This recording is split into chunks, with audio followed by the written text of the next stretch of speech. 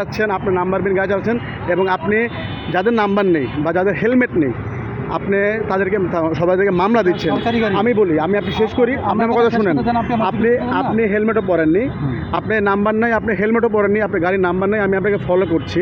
তো আপনারা যদি আইন না মানেন তাহলে আপনারা আমাদের কীভাবে আইন শেখাবেন? এটা সরকারি গাড়ি না, সরকারি গাড়ি কি সরকারি গাড়িতে কি নাম্বার থাকবে না? এই থানার অফিসারকে প্রশ্ন করবেন।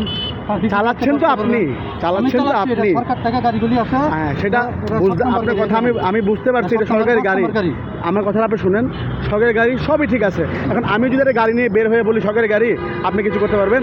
সেক্ষেত্রে লাইসেন্স দিচ্ছেন, এটা সরকারকে প্রশ্ন করতে হবে। না, সব গাড়ি যদি লাইসেন্স আপনার নাম্বার থাকে তাহলে আপনার গাড়ির নাম্বার থাকবে না কেন? আমার গাড়ি না, মানে সরকারি গাড়ির নাম্বার থাকবে না কেন? আর ঠিক আছে, আমি ওটাও মেনে নিচ্ছি আপনার কথা যে আপনার গাড়িতে নাম্বার নেই, সেটা সরকারি গাড়ি, তাও মেনে নিচ্ছি। কিন্তু আপনার মাথায় হেলমেট তো নাই। আমরা ক্যাপ লাগাই, আপনার মেনে নেবেন? এটা থানা এলাকায় ডিউটি করতেছি। না, আমার ক্যাবটাকে আপনি মেনে নেবেন? আরেকটা গাড়ি আছে দেখেন, ঠিক আছে, ওনারা সরকারি গাড়ি, ওনারা নাম্বার ছাড়া চালাচ্ছেন, এটা তো বেআইনি না? আমাদের জন্য যদি আইন হয় তাহলে আপনার জন্য কি আইন না? আইন তো সবার জন্য সমান হওয়া উচিত। অফিসারকে প্রশ্ন করবেন যে আপনার থানায় 7টা গাড়ি আছে, আমাদের থানায় 7টা গাড়ি আছে। জি জি, 7টা গাড়ি, একটা নাম না।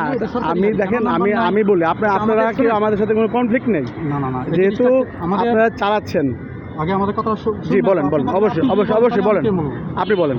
আমাদের সরকারি গাড়ি আছে, এই ঢাকা মেট্রোপলিটন পুলিশে প্রায় কয়েকশো, কোনো গাড়িরই নাম্বার নেই। এবং প্রত্যেক গাড়ির মধ্যে 1, 2, 5 এরকম লেখা আছে। এবং এই গাড়িগুলি সরকারিভাবে সাপ্লাই দেয় বিভিন্ন থানায়। আমাদের গাড়িতে বিভিন্ন নাম্বার লেখা দেওয়া থাকে, যেমন 5 নম্বর গাড়ি, 4 নম্বর গাড়ি সরকারি নাম্বার করে দেয়। কেন করে দেয় না এটা সব